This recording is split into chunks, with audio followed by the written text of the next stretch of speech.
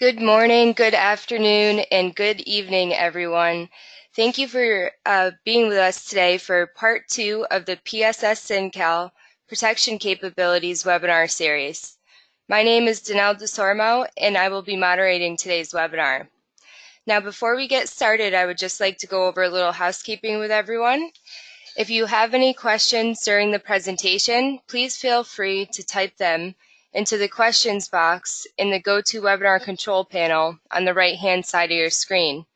We will have about 15 minutes at the end of the webinar for questions and answers. And of course, any questions that are not answered on the air will be answered in a follow-up email after the webinar. You are also able to download a copy of today's presentation material, as well as presentation material from part 1 in the series, from the handouts feature on the right-hand side of your screen. In addition, you can download the PSS SINCAL protection datasheet with more information. Now, without further ado, I would like to introduce as well as hand over the microphone to our webinar leader today, Senior Product Line Manager for PSS SINCAL, Ulrike Sachs. Thanks a lot, Danelle, and welcome also from my side again to the second webinar about protection. This time we will focus on automatic protection assessments we offer within SINCAL, and it contains 3 different checks that are offered for different demands. So we have the check of the current setting values, we have the check for the read zone factors, and the full protection security assessment we are doing with the SINCAL. But why we are doing automatic checks and why they are so important. So when we have a look to the traditional protection assessment, it will get very obvious. As you know, of course, the protection system must guarantee that we save the health and of the people. That means faults have to be detected and isolated in a very sensitive way. We also have to protect the equipment in our networks. That means we have to trip in a very quick way that no damages happen, for instance, by thermal overloads or by very heavy faults or inrush or starting currents. And we also have to maintain the selectivity of the network. That means the selectivity of the protection devices in different network state. That means a normal operation or within emergency operation. And that shows already that we have to keep all these requirements for all possible operations and all possible fault conditions. And as you can see, that is a very ambitious task. What is done up to now, you have your network model, you model all the protection devices, and then you decide about some protection faults, so fault observations you want to check, and only for this specific situations you want to find out if everything is okay, if it's selective, if the backup protection is working properly, and so on. And you document that in normal cases with an IT diagram over time protection, or for instance a reach zone diagram for the distant protection. But you see, this approach depends on a good selection of the evaluated faults, of course. It does not take into consideration changes in the network. It, of course, mainly focuses on most important fault types, and it does not take into consideration the backup protection in the first step, and it is very time intensive. Therefore, we try to find a new approach, which is called then automatic protection checks. And what we want to do there, we want to do a systematic assessment of all operation and fault cases. That means we have changes in the network parameters, in the protection parameters, in the operation conditions, and also for the fault scenarios. That means if we have a protection zone like it's shown here, we want to really simulate each of these outages, each of these short circuit faults, for the main and for the backup protection. And if you have a large network, you can assume that we have a lot of information, and therefore we have to find a different way of the visualization of the protection system performance. And what we did in this case, we have chosen an over all matrix with color coding like a lamp color, traffic lamp, or you can do it also feeder-wise, that you see the results in an aggregated way. So for instance, you see feeder evaluations or you see a matrix form here. And the next step then, of course, is having the results from the protection check. You may then go further, one step further, and do an adaptive protection setting. That means you correct the settings in a way that it adjusts to given rules. Okay, so we have seen we have 3 different checks.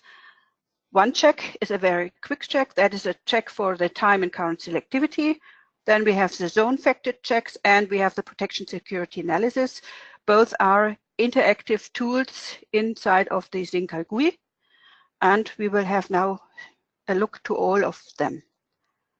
Check 1 is the overcount time protection setting check. So what we are doing there is that we check the I bigger, 2 times and 3 times bigger settings for earth and for fault against current selectivity and time selectivity. And there are some restrictions for this quick check. We only check overcount time protection devices. We also only check the radial networks. And as it is a quick check, it's just based on the load flow simulation. So we are checking the protection settings in the load flow in the feeder, downstream of the feeder, but we are not running short circuit at that time. So first step we have to do is we have to define the checking area. So the area where we want to find out if the selective setting is there or not. That we can do in different ways. We can just select protection devices, and then outgoing from these protection devices, we can define these routes, or we can define a node with outgoing feeders, or we can have network element groups, which we can use every time when we want to check this type of simulation.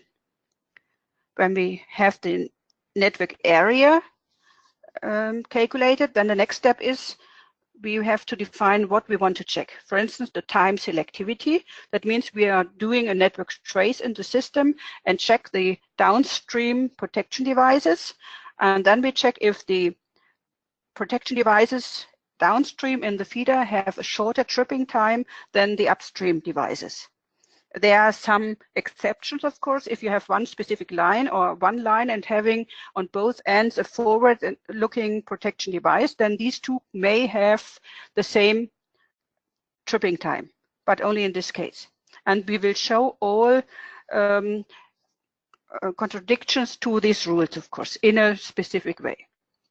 The second, what we are doing is the current selectivity. It works nearly the same like the current the time selectivity. So we're having our feeder in the system and we are checking if the current values of the protection devices downstream are lower than the current values upstream. So how this is working, there's a wizard that guides you through the complete workflow. In the first wizard page, you see I want to check the time selectivity, the current selectivity. Then I select the area I want to do the selectivity check. I can define a minimum time difference to be sure that I have the right discrimination margins in between. And on the second mask, I can then also exclude some devices because I, by intention, set the settings in a different way, and I don't want to disturb the checks by this specific protection device. The results, I guess, is shown here. So I see a result view. First of all, I see the settings I did. Then I guess get the feeder, different feeders shown here. Downstream, the protection devices. And for each of the protection devices, I see the current and the time settings. And if they are green, I see it is selective downstream, and that for I bigger and I 2 times bigger, or if there's any 3 times bigger, I will find it there too. And if there is a violation, contradiction, I will see it in red, and later on I can see what happened there. Interactively, I can click on the elements and see the protection device I'm looking at. That is the orange one, and the violet ones are the ones which are limiting the grading path. And when I step through, I see also in the diagrams changes for the protection devices. All the settings, all the checks can be also exported, for instance, as an Excel file for further evaluation, of course. Okay, just to give you an impression, we may now change over to SINCAL itself, that you see how it works. So I exactly have this small network. You see in the network model, it is a radio model. I have my protection devices. So when I click on one of the protection devices, I see that is the name OC8, and I have an overcurrent time protection with the zones 40, 41, 67, and so on. And I see I have I bigger phase, I bigger also phase, and the I bigger is non-directional, while the I bigger is just for looking forward. Okay, when I want to check the complete system, so I can say I want to calculate protection device coordination and do an OC protection set. So I select the setting verification. The network element group is my protection area. That is the bus bar and the outgoing feeders. I want to check the time and current selectivity and the minimum tripping time. That means the discrimination margin between should be 300 milliseconds. Then I press finish. SINCAL runs through the specific network model, and when I get the results, it looks like that. I have 2 feeders. That's feeder 1, that's feeder 2. And in feeder 2, everything is okay, while in feeder 1, at this specific protection device, I have a problem. You see the time, the tripping time is the same then in the relay upstream, and that is not allowed in this case. Why? When we have a look to it, so this protection device is looking forward, which is okay, but this protection device has a non-directional setting.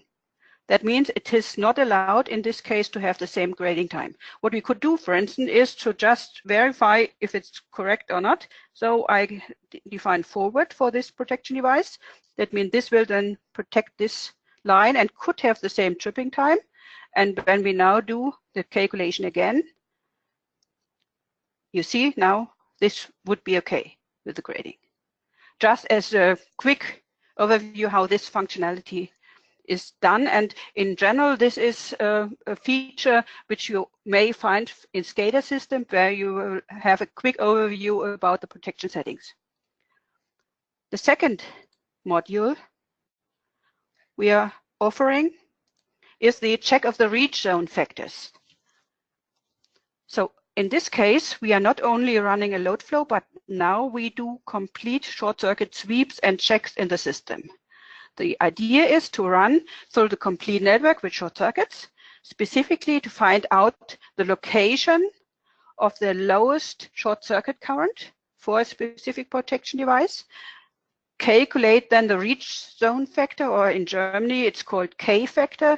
In America, normally it's the zone factor, and checking if this factor has a specific value. And if it's dropping lower than the given value, we have to claim that the setting is not correct. So first of all, we run load flow, we run short circuits all over the network, we calculate the reach zone factor, and we check the settings itself. That is the first check we are doing. Again, what we are doing, we have to determine the area in which we want to do all the checks. And again, it's the same procedure. I can check the selection I did. I can check network element groups, and I can also check complete feeders. So if I have a feeder evaluation done in SINCAL, I can select the feeders I want to do the check for. So how to find out the reach zone factor? That needs, of course, the short circuit, the smallest short circuit in the network, but it also needs the setting of the protection device. And there we have two ways, a very simplified way and an extended determination. Very simple is that we just take the fuse, the rated fuse current, and if you have other protection devices, for instance, the assigned current transformer.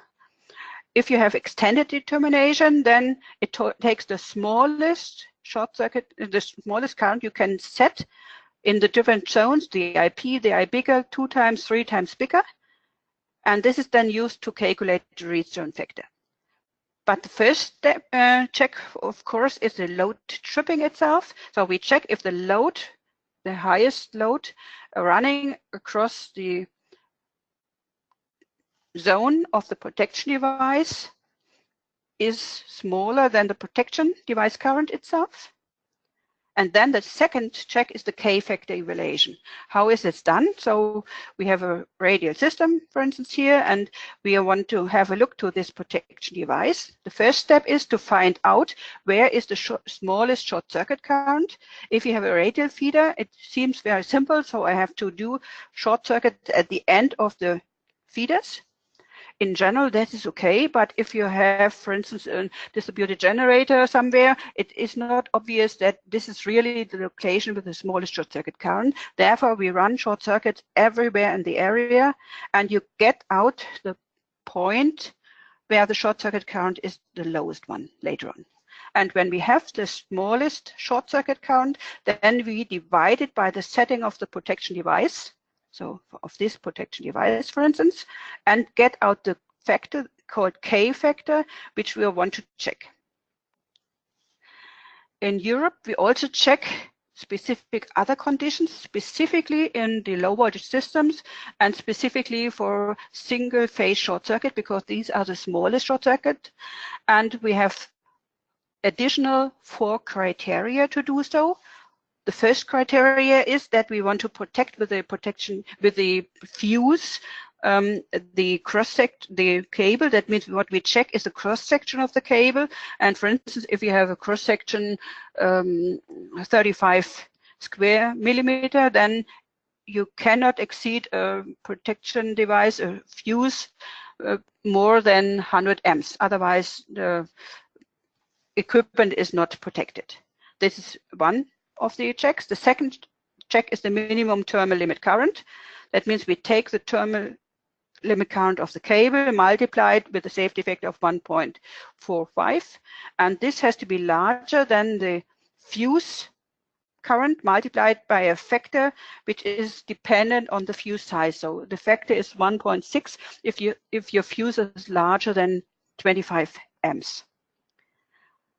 The third check we are doing is the minimum admissible short circuit current. That means that the cable is not burning anymore. So we check if the element settings, that means the 1 second short circuit current multiplied with 1 second, is larger than the real short circuit current multiplied with the tripping time of the simulated short circuit. And then we have the fourth rule, that is the maximum tripping time. That means in our low voltage systems, at least within 5 seconds, everything has to be tripped off. And as I said, this is only done in low voltage systems and on one phase short circuit. If you have done that, you get additional results. So how do the results look like? You get, again, feeders, outgoing feeder, long feeders. Maybe there's only one protection device at the begin. Then you see, in this case, I have a 200 amp fuse. I also see my load flow current is 0.04 kiloamp. I also see my short circuit current, my smallest, is 1.369 kiloamps, and where? That is at the node Röhnstraße 338. somewhere outside here. Then I divide my short circuit current, my smallest, by my setting, and I get out a K factor of 6.843, which is much higher than the allowed 2, and therefore it's okay. And also I can recalculate when I will reach the factor of 2. This I will reach if the setting will be smaller than 684 amps. That means if I would increase my the value of my fuse, and for instance 600 amp fuse, then it would still be a factor of 2. But then you see there are some red spots. I'm in a low voltage systems, and I'm checking the cross section. The first step is that I check in all these feeder the minimum cross section, that is 35. And you see this is red and therefore not okay. I also check the minimal terminal limit current. It's also not okay. The minimum admissible short circuit current is okay, and the minimum tripping time, which is 1.2 seconds, is lower than 5 seconds and therefore also okay. And you see again the results downstream. This is the specific check for dimensioning of the low voltage system again, just to explain why these data are red. So I have a minimal cross section of 35 square millimeter, and this is according to the table we stored in the background, limited to 100 amps. The minimum terminal limit current, when you calculate that according to the rules, you only a fuse lower than 145 amps is allowed. Of course, that is not available. Then you have to take 125 amps, for instance. The admissible short circuit current and tripping time, they are both okay. So in this case, while I have a 200 amp fuse at this position and the K factor is okay, in reality, I have to limit it to at least 100 amp. Otherwise, the rules for the dimensioning are not fulfilled, according to the VDE 102. How does it look like in other areas? So, for instance, I have a longer feeder. All the bubbles you see here with the circles, they are the larger, they are protection devices. And I want not only to check the normal zone, but also the backup zone. For instance, if I have a protection device here, this protection device will protect until this point with the first zone. And then we have the next protection devices. For instance, this protection device will protect the complete feeder downstream here. That is the normal protection. And then when we want to give this protection device a backup, where is the backup protection? Upstream, this protection device. And that you will also see later on if you have a specific device. Use, for instance, a device here. Then you see what is the backup protection device and how are the settings there. But we will do, of course, that again in an example to explain it in more detail. Again, you can export all the results into Excel sheet to have a further evaluation. Now we go back to this SINCAL software directly. So I have a radial system, and as you see, it's even unbalanced. Different colors are different phasing. At the begin, in the center, I have 3 outgoing feeders with protection devices in, and I want everywhere you have the circle, you have a protection device, and I then can check the protection settings, K factor verification in all feeders I selected. Maybe I do it first time for 3-phase short circuit. I want to reach at least a K factor of 2. I want to check the overload tripping. I want to do the specific determination of my short circuit, my device current As it is a medium voltage system, it doesn't make any sense to check the low voltage systems.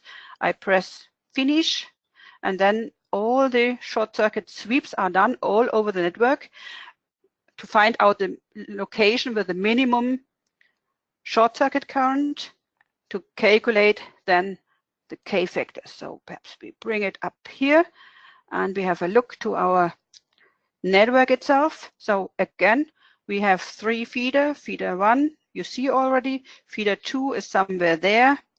Feeder 3 is down here. And as you can see, everything looks okay. So how to read it? We have a protection device somewhere here. This protection device sees a load flow current of 144 amps at maximum. The minimum short circuit for the protection zone is 13.559, and that is at the position here. So when I zoom in here and then have a look, that means exactly what we can see. This is the point with the lowest short circuit current. This is the value for it. And now I can calculate based on the setting of the protection device, which is done with the setting of 0.75. I get a reach down factor of 18. If I want to get to a factor of 2, I can increase the setting up to 6.78. And it's still okay for the setting. When I have a look to this protection device here, so this protection device, where is the, you see it is a lower low result for sure. I have a lower short circuit current. Where it is, it's somewhere here.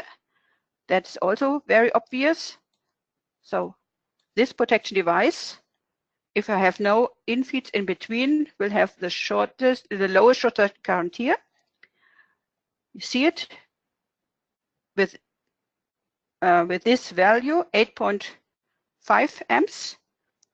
Then you see the position when dividing the settings by the short circuit current. I get a K factor of 3.4, and I could increase my settings up to 4.25, for instance, and still will be within my grading factor of 2. Then we can click here and see the backup protection. So this protection device is set with a K factor of 3 to this value. And the backup of this protection device is the protection device here. So exactly the protection device here. That is the backup protection. Okay. And this sees again the same short circuit current. This is the end point here. But in this case, you see, instead of having the K factor of 18, if the short circuit is here, now I have a K factor of 11 only. If the short circuit is here, and I have to give up the backup for this protection device. That means I can only do a setting of this value, 4.2, to have my own zone protection and the backup protection for this protection device. Now, when we, for instance, do the simulation, OC check not for 3-phase, but for single phase, and run the same simulation, then it may look different. Now we run single phase short circuits all over the network and getting the results. Then we will see that we get also some bad results. So in these feeders, everything is okay. But for instance, if I look for this protection device, so this protection device specifically, which has to protect this feeder, my setting, my K factor setting with 3 is okay, but the backup protection of the device before, that means for this device, is dropped lower than 2. Because if I have a short circuit somewhere at the end of this feeder, this sees a lower current So it sees this current here, and therefore with a setting of 2, my K factor is only 0.9, which is far too low. But you see with this, you can quickly check all the settings in your feeders, backup and normal zone protection. Okay, then the next we want to do is now the complete protection security assessment. What is this? As we already discussed, we want to run, as before, short circuit sweeps all over the protection area. And when we have done that, we want to visualize this correct or not correct settings in a diagram form, in a matrix form. And it looks like this. So in the end, everything should be green. And when we have a look, how do we calculate protection zones or protection routes? Then it's again like we had a discussion before. So for instance, when we have a look to this protection device, how many zones and routes does it have? So the zone is clearly at the end when the next protection devices appear. That means we have one zone and it has only one route. That means from this node to this node. When we have a look to this protection device, again, we have no protection device downstream. That means my zone is a complete path here, and I have just one route as before. When I have to look to this blue device, then it looks a little bit different. My complete protection zone is all going down this way. That means this is the complete protection zone. And I have in this zone 3 different protection routes. So one route is from this node downstream to this node. One route is from this node downstream to this node. And then, of course, we have also a route from here downstream here. So one zone, but 3 different routes. And all over, I have to scan all the short circuits. I can give a ratio or a percentage where I want to have the faults on. And when I want to have it 10%, then it will do short circuits all 10%, and then just at the beginning of the line and just at the end of the line. So what do the colors say and what do you see directly? So you will see the different zones, and for the zones, the different routes in one line. So for instance, zone 3 is just one route, and you see this is, for instance, 1%, 10, 20, 30, and so on until the end of the line. You see all the results. In other zones, you see, for instance, zone 13, we have a lot of routes. And now what does this mean if you have a cross in there? That means, for instance, that it's not possible to run a short circuit. For instance, I have a 3-phase short circuit defined, and I have networks with single-phase lines. So then I will not be able to calculate. For instance, this route is 3-phase, and then it changes over to 2-phase. Therefore, at the end, I cannot run a 3-phase short circuit. Then green is obvious. Green is okay. If I have yellow, then I have an overfunction. What does overfunction mean? The right protection devices trip, but in addition to the protection devices, I have also other protection devices somewhere outside which are also tripping. Overfunction. Underfunction, which is the orange piece here, is that not the right protection devices are tripping, but for instance, backup protection devices which are outside of the range. And we also have a color red, which is not appearing here, which is good, of course. This means a fault is not cleared at all. The numbers you see in here at the moment are the tripping, the time it takes to trip off the fault completely. This could change. Other options are also available, what you will see. For instance, the number of picked up or tripped devices. So we also can do other faults than the normal line fold, we do also busbar folds, and that is not just changing over the fold to the busbar, but also having a different algorithm how to find which protection device is responsible for this busbar. But the color code is the same, and you see how long it takes to trip all the devices that the busbar is not under voltage again. And then you see also the time as before in all the other boxes. Another option we have is that we can calculate not only the three-phase short circuit and then the two-phase short circuit and each separately. You can select a lot of short circuits you want to do in the system and run all through, and not only see then the results of all, but you can aggregate the results then against the settings for each of the short circuits.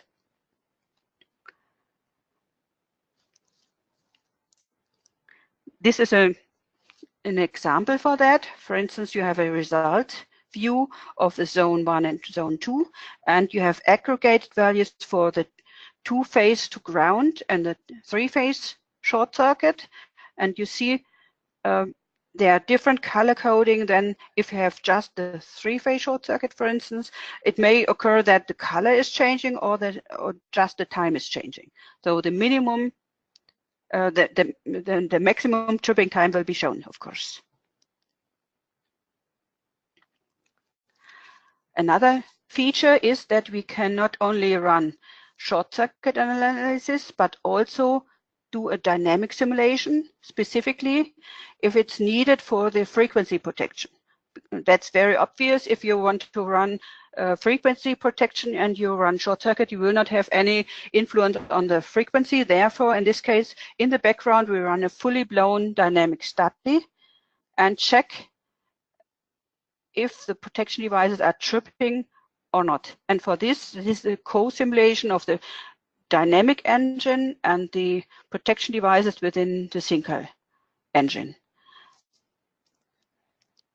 In the event of switching, you have the same results. But of course, if you run dynamic simulation, computation time is it takes a lot more time than a simple short circuit analysis.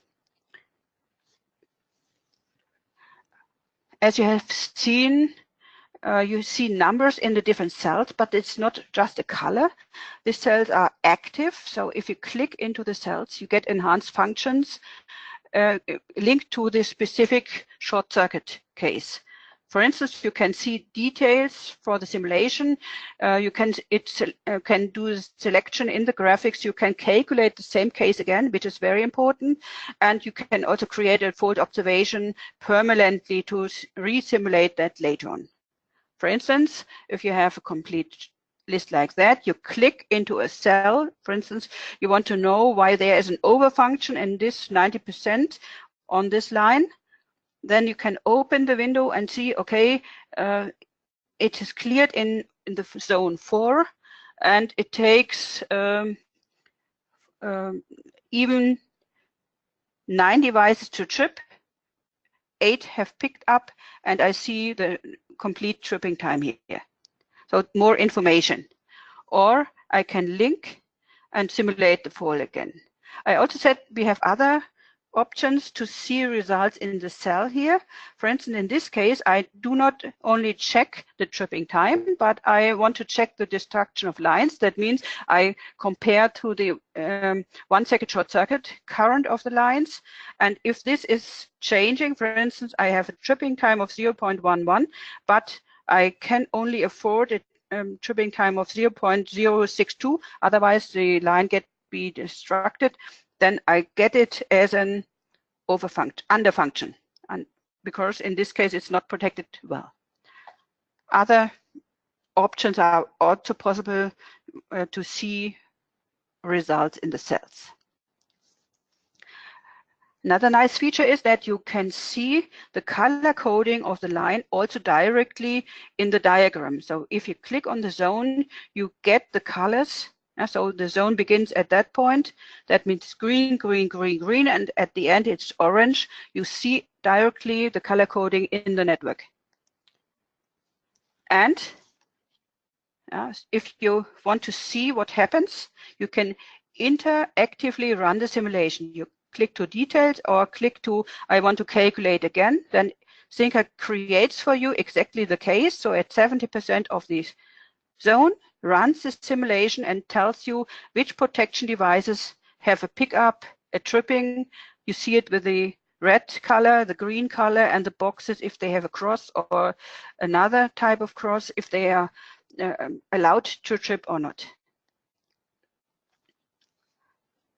Backup protection is also possible. That means we check if one of the protection devices of a protection route is not working properly, if then the backup protection devices work properly.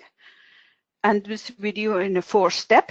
So for instance, we have a zone from this protection device to this protection device, which is properly configured for the normal protection. And then we take out this protection device and check if the backup protection is working. Then we take out this protection device and then check. And you see if we take out this protection device, color coding is completely different. And there you see the protection devices which can take over the backup protection, and it does not do it properly. Some have over function, but some also cannot even trip the complete zone. We also can create results out of that, word results, or we can directly create list and label reports, which can be very quickly achieved because Word sometimes is not easy to achieve in a quick way. As you can see here, all the documentation are done for the list and label reports. Okay, then we want to go back to SINCAL to show how this is now working. You see the network you have seen before. So perhaps we deactivate at the moment the diagram. You see different protection devices in the system. They are distance protection, overcurrent protection, over/under voltage protection in the system setting. And we want to run across the complete network. Then first of all, I switch on the color coding again. And the first step, for instance, I calculate my protection device coordination with protection analysis. And I just want to run a single 3-phase short circuit, all 10% of the line. In the complete system, I want to check, for instance, destruction of lines. As a first time, that should be okay. I run through, and you will see that I split all the calculations to all different cores I have on my computer to speed up the simulation. We can use as many cores you have. Okay, now I ran hundreds of protection checks, and you get out a matrix like that. So it looks not bad, a lot of green color. Maybe I want to only have a look for elements which are not okay. Okay, so then I see I have some problems in the system. For instance, at that zone 16, somewhere here, there I have under function. I have also, so when I want to know what it is, perhaps at 50%, I run a simulation again, so I can have details. Actually, at that element, at 90%, I'm simulating the fault. The clearing time is 600 milliseconds. This is the allowed clearing time from the 1 second short circuit current of the line. I see the loops, the tripping devices, the minimum selective time. And what I also can do, that is exactly what I want to do. I want to rerun the simulation to understand what happens. Okay. Then I see, okay, in this case, in this zone here. I have fault in the middle of the line. This has in the first loop a pickup, but tripping is done by this protection device, which is not the right one. In the next loop, this is tripping. Others will have pickup, you see, also this. And in the next loop, no protection device is still energized, but there are some protection devices, and therefore I have an underfunction which should trip but did not trip, but other overfunction did trip. So it's not correctly cleared. On the other side, when I have a look, for instance, to the zone 7, that's a very interesting zone. Perhaps we zoom in a little bit. There you see I have a zone like this. At the begin, everything is fine. Then there is a part of the feeder where I have an overfunction. Overfunction means the right is tripping, but others also. And then at the end, I have an underfunction. So we can just check what happened. So I run a simulation here, doing this. Okay, you see this protection device is tripping, which is the correct protection device. On the other side, you see there's a pickup already here. But if this is tripping in the next loop, it is tripped and therefore no pickup again of this protection.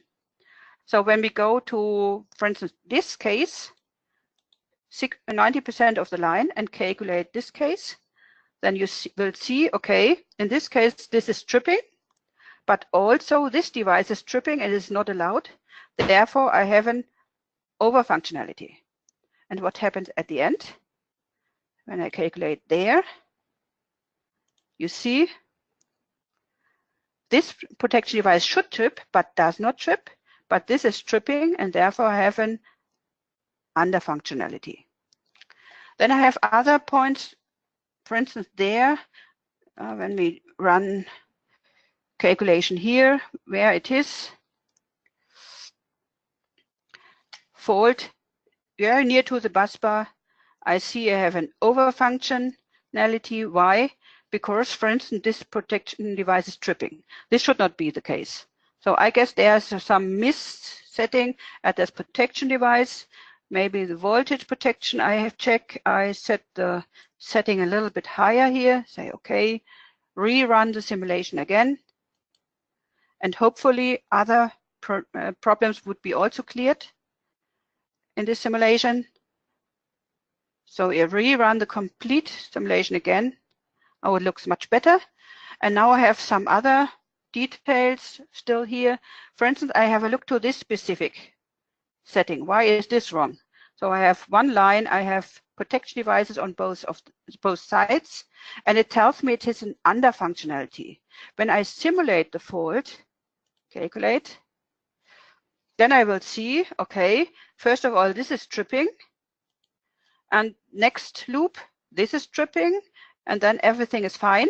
And then I may wonder why this has an underfunctionality. But if I switch to the options and show the clearing time and the maximum time which is allowed, then you will see if a fault is somewhere at the begin, then the cable is damaged. So it takes 510 milliseconds to clear the fault, but a cable damage time is 0.35 seconds only. So this is how this completely may work.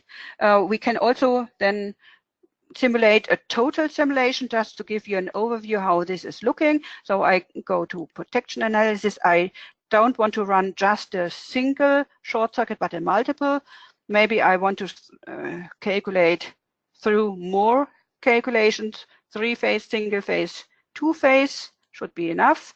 I also want to enable malfunction. I want to enable busbar faults, and then I run through, and you see it takes, of course, now a longer time because it has to scan the complete network 3 times because of all the 3 types of short circuit in the system. And we also added backup protection, which is much more complicated because for each a relay, I have to simulate an outage of the relay, find out all the backup protection devices and simulate then again, which takes at least 4 times the time before. But still, in this system, you can wait for the results. Maybe I switch on different options now. First of all, I don't want to see the backup protection, but I want to see all results. I want to see the clearing time. Okay, that's good. So what I see now, first of all, you recognize that we also check for 0%, which is the bus bar at the begin, and we check at the end. Sometimes when you see an X in this column, this is, for instance, because a switch is open, so I cannot reach the bus bar on this side. Then I see aggregated results for short circuit, 3-phase short circuit or 2-phase short circuit. And for instance, if I want to don't want to compare, I want to only have the 3-phase short circuit, maybe we have a look to this line here and let's say, okay, then you see that there are some times changing. So when I compare, if I aggregate the results, again, so when you say, okay, then I get, this is only 2-phase short circuit. If I want to have both, then I get aggregated results and the maximum switch off time of this simulation. And if I add, for instance, I want to see backup protection, then for one zone, which is okay, you see all the 3 other backup protection simulations and the, for instance, for this, you can see which are the backup protection devices, and these are also okay. Okay, so to come to an end, so with this type of simulation, for sure you are much better than having the traditional way of doing the simulation, because you can visualize the weak points very quickly. You can do the adaptation of the settings. You have to drive the system until everything is green, of course, and then you can go further on and do the settings in the system. That means you have an increased system security, you have a higher system utilization you can get. You can check against regulatory standards. For instance, in the US, you will have the PRC 23 or PRC 27 or something like that. And you are much more efficient and you can really save time and resources to do the simulation. Okay, so then we come to an end and I hand over to Janelle again. Thank you, Ulrike. All right, so we're just about to jump into questions and answers here. So if you do have any questions, please enter them using the question feature located in the taskbar on the right-hand side of your screen. Before we get started with those, there are some links on the screen that will help you continue your journey today. Most notably, I do want to say this webinar has been recorded and will be available on our PSS webinar archive. And the link is at the bottom of the screen now. All right, so we'll jump into questions and answers.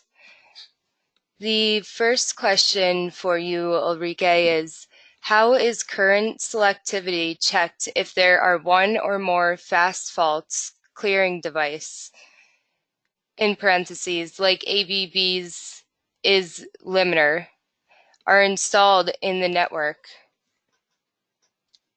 So again, how is this cleared? How if the protection? If there are one or more fast fault clearing devices are installed in the network.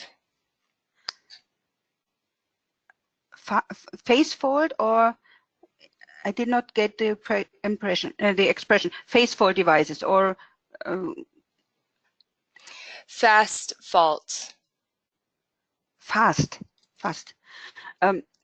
So what we are doing in general, we run a short circuit in the system, then we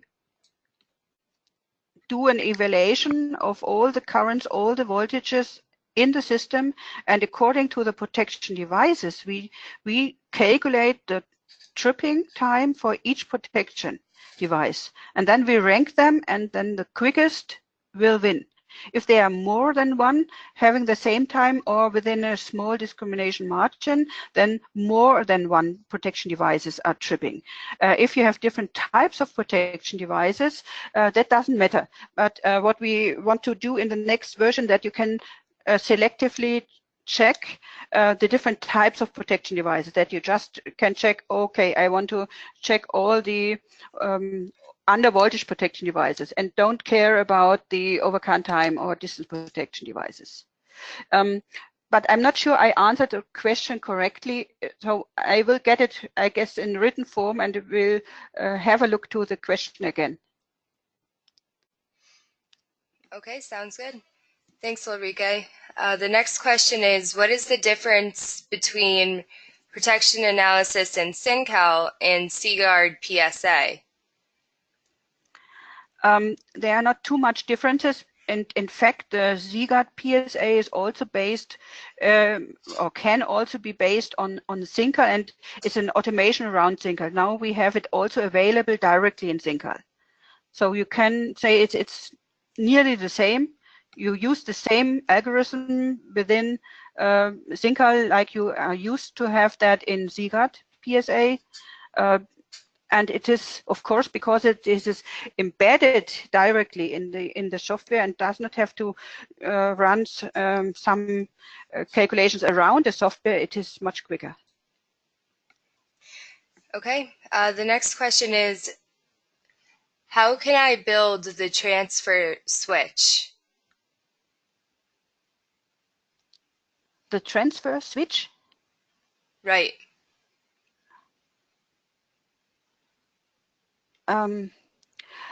There I need more explanation. What does it mean? Perhaps when I will send an email to the person who questioned that, because I do not understand what he is meaning at the moment. Okay. So that's actually all the questions we have in the queue. If there are, so if you do have any questions, now is the time to enter them. If not, thank you everyone for joining us today, and I'll hand it over to Ulrike for final thoughts.